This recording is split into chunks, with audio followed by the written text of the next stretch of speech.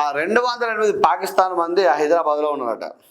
దాని విషయంలో ఇప్పుడు అమిత్ షా కాల్ చేసి రేవంత్ రెడ్డి గారితో మాట్లాడుతూ ఇక్కడ ఇంకా కూడా ఎవరన్నా ఉంటే మీరు గుర్తించాల్సిన అవసరం ఉంటుంది. దేశ భద్రత దృష్ట్యా రేపు పొద్దున రాబోయే పరిస్థితులు ఇబ్బందికరంగా ఉంటాయి కాబట్టి ఎవరున్నా పాకిస్తాన్లో ఎవరున్నా కూడా మీరు సెర్చ్ చేయాల్సిన అవసరం ఉంటుంది. వాళ్ళందరూ కూడా పాకిస్తాన్ పంపాల్సిన బాధ్యత మీ మీద ఉందని చెప్పి రేవంత్ రెడ్డి గారితో మాట్లాడడం జరిగింది. రేవంత్ రెడ్డి గారు కూడా పూర్తిగా మేము పంపిస్తామని చెప్పడం. దాని సందర్భంగా డీజీపీ గారు కూడా మాట్లాడుతూ ఏదైతే రాష్ట్రం నుంచి తక్షణం వెళ్ళిపోవాలని చెప్పి కూడా డీజీపీ గారు ఇలా మాట్లాడడం జరిగింది. అంటే మన దేశంలో అంటే ఈ లెక్క ప్రకారం దేశంలో కూడా చాలామంది పాకిస్తాన్ ఉన్నట్టే కదా. మన హైదరాబాద్ మన తెలంగాణలో కూడా 208 మంది ఉన్నట్టయితే అంటే లెక్కకు ఉన్న వాళ్ళు మాత్రమే, లెక్కలేని వాళ్ళు ఇంకెంతమంది ఉండొచ్చు.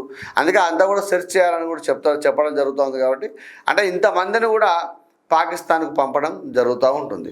అలాగే ఇంకోటి ఏంటంటే ఇక్కడ కులాలు వేరు, మతాలు వేరు, అన్నీ వేరు కావచ్చు, కానీ మనందరం కూడా ఇక్కడ భారతీయులమే. మీరు గమనించండి మిత్రం, అందరం కూడా భారతీయులే.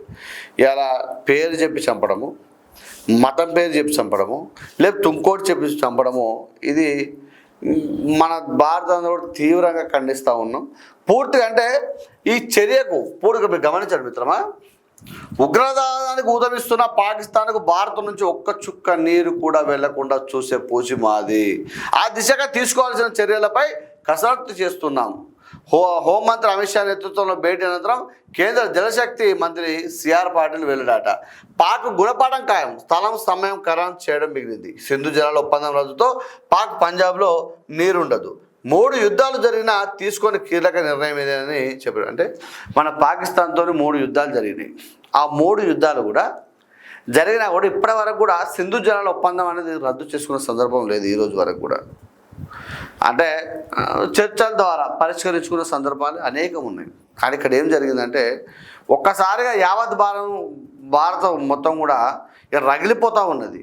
అప్పుడు ఏంటంటే సమయము అంటే నువ్వు చెప్పినా సరే టైం, నేను చెప్పినా సరే ఫేస్ టు ఫేస్ అన్నట్టుగా బాలకృష్ణ లెక్క ఓ రకరకాల మాట్లాడతాం. అట్లా మనకి ఇంకా సమయమును తర్వాత ఆ ప్లేస్ మాత్రం మిగిలిపోయింది మనం దాడి చేయడానికి అని చెప్పి ఇక్కడ వార్త కథనం రావడం జరిగింది.